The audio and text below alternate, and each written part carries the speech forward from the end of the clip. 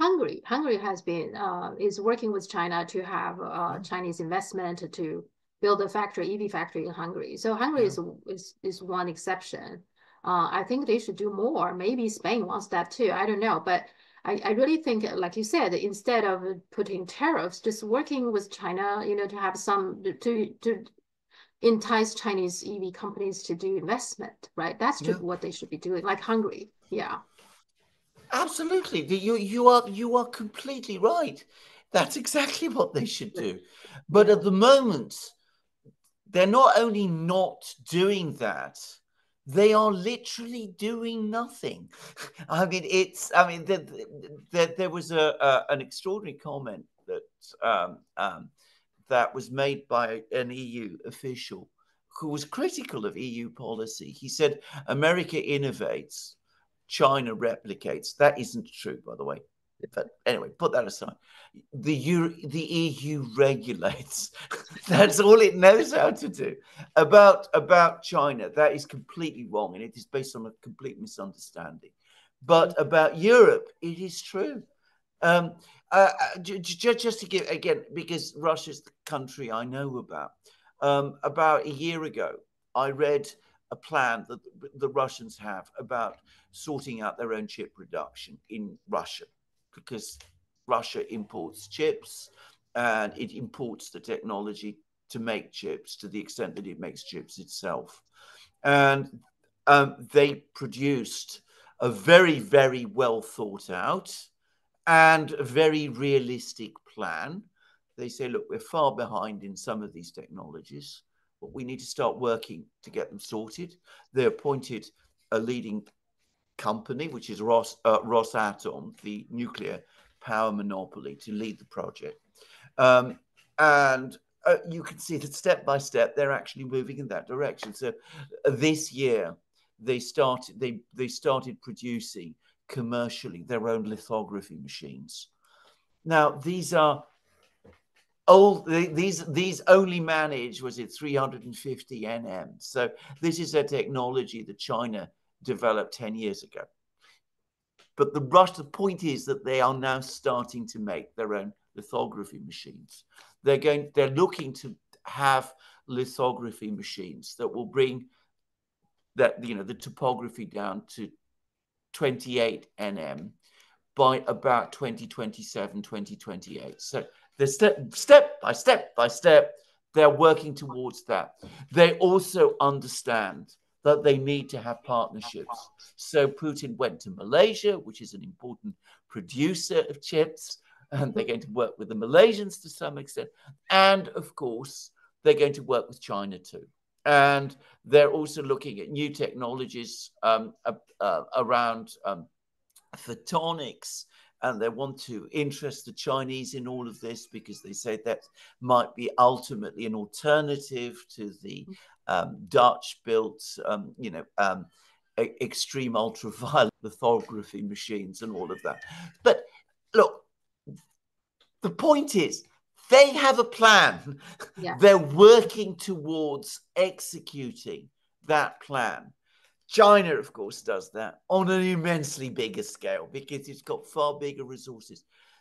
The Americans do things in their own muddled and chaotic way, but because they have so many resources which they throw in, sometimes something comes out. The Europeans are doing nothing. They're not doing anything. And that's the tragedy. Not only they're doing nothing, I think the Dutch government wants to ban ASML from serving already in service a lithography machine in China. Absolutely. That's exactly what they want to do.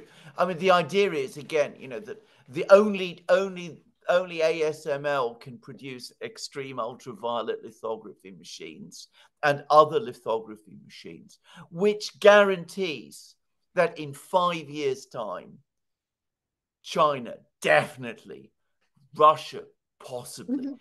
will be Yeah. producing analogous lithography machines. That's all that does.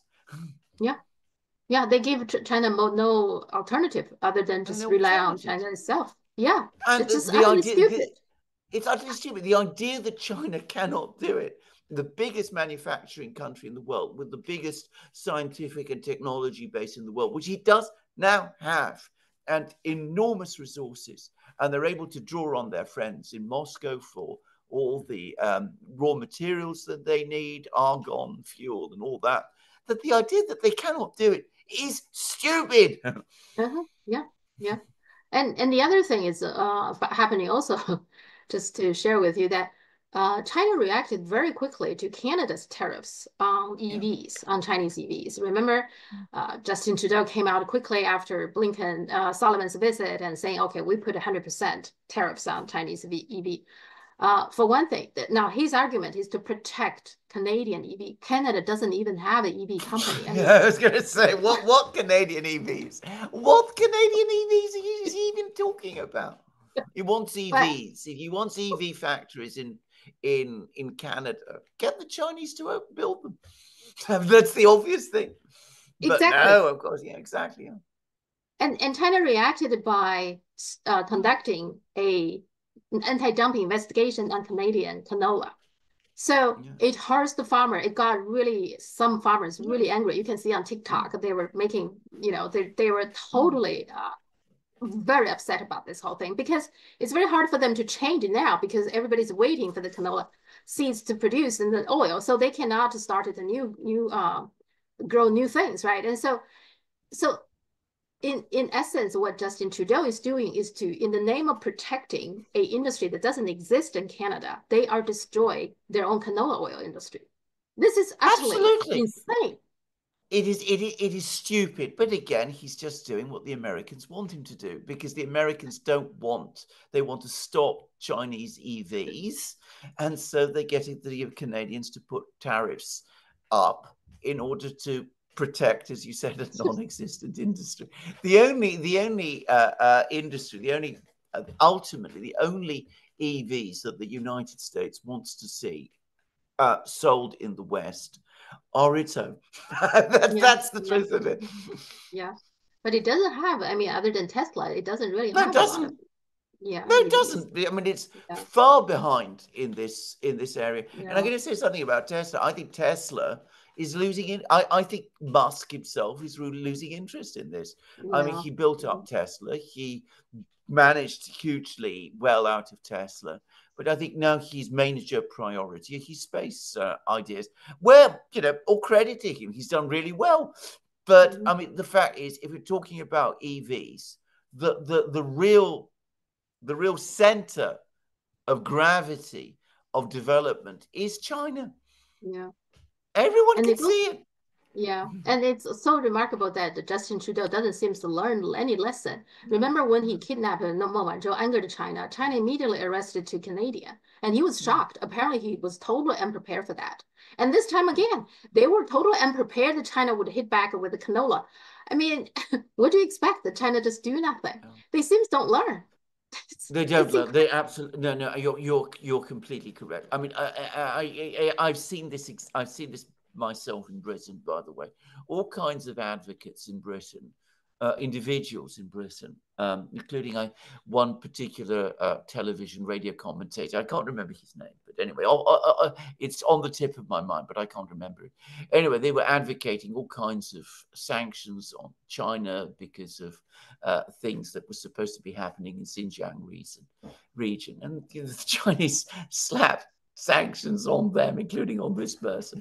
And he was furious. How dare they do this to me? I mean, it's I can advocate it, I can demand it against China, but when they do this to me, it's outrageous. It's Yeah, yeah, shocking, and well, there we are. yeah. Yeah. They still living in this mentality. They can do Yeah, whatever with no yeah, consequences. But China, Russia, they does something. Oh, good, my goodness, how yeah, dare they, right? They still living in this yeah. mentality. Yeah, Yes. yeah. Okay. Last thing before I let you go, I want to ask you about this Mike Lynch death. It on the surface it looked like a Robert Maxwell's death. So what's the big interest about that? It seems like, I mean, why the British media are so fascinated by it, other than it's a mysterious death of a rich person? That is an excellent question because I'm not sure I myself fully understand. As I said, a not particularly likable man. That was my own Mhm. personal view. A very, very rich. He'd Uh-huh. just been through a very complicated court case. He built this extraordinary and unbelievably extravagant yacht, a 56-meter yacht. I mean, I know a lot about yachts because, of course, I'm from Greece, and that's the world of a certain type of yacht. For a Mediterranean yacht, that is huge. That is a huge yacht with this incredible mast and all the rest. And it all went wrong and it capsized and it hit Uh-huh. probably a tornado. And, it's a tragedy. But why this morbid, obsessive focus on this story Mhm. for day after day after Yeah. day? I'm to some extent baffled by it. But I think there might be a sort of glimmer of an explanation in that, of course, the British also like to believe that they're, great technological, they're at the cutting edge of technology. And Mike Lynch was the closest to a sort of Bill Gates figure. I mean, that's an absurd way of putting it, but it's the closest to that we have had in Britain. Yes. And I mean, you can't really compare, not in any objective way. But he'd been built up in Britain as this great tech entrepreneur that Britain had, the one that, proved how technologically advanced we are. And then, of course, he Okay. dies in this extraordinary way. All I can say is when I see these kind of things happen, I'm just very happy we're not that rich. I mean, I'm happy to be a regular person. We don't need yachts and jets and all those things. It just seems dangerous to me. So I'm happy that Well, I don't have that. well, can I just again, because I mean this is just I mean Greece is of course the world of yachts, and in former days Mhm. I used to be invited onto them, and I used to see them many times. A yacht of this size, it seems to me, and of the kind of yacht it was, it isn't suitable for Mediterranean conditions. I mean, the right yacht in the Mediterranean is a much smaller motor yacht, so that you can go hopping from one island to the other. I mean, he had a Caribbean yacht, a yacht designed for the Caribbean, floating around the Mediterranean. And the Mediterranean is a very tricky and complicated sea.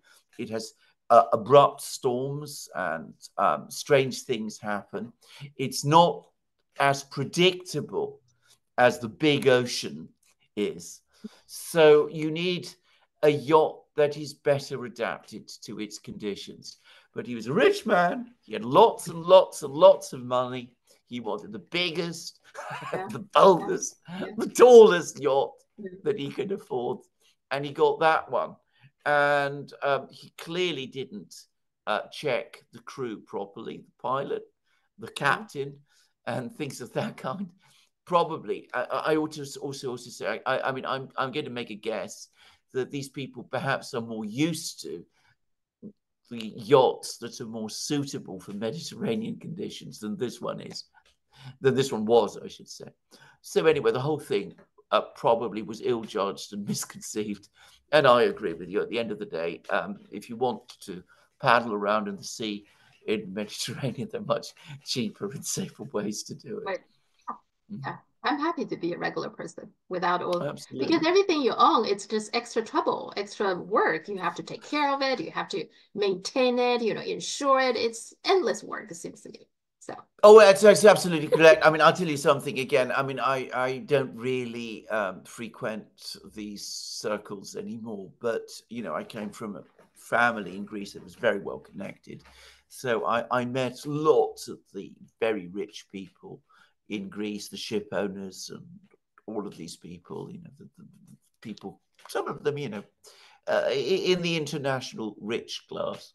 And the thing that struck me about them invariably was how miserable they all were, how incredibly yeah, unhappy. I yeah, mean, it was a thing that I never completely understood, but they all were. They were all very, very miserable and unhappy and stressed and worried and afraid. Very, very frightened people nearly all the time, afraid that something would happen, that their money they would lose their money in some form.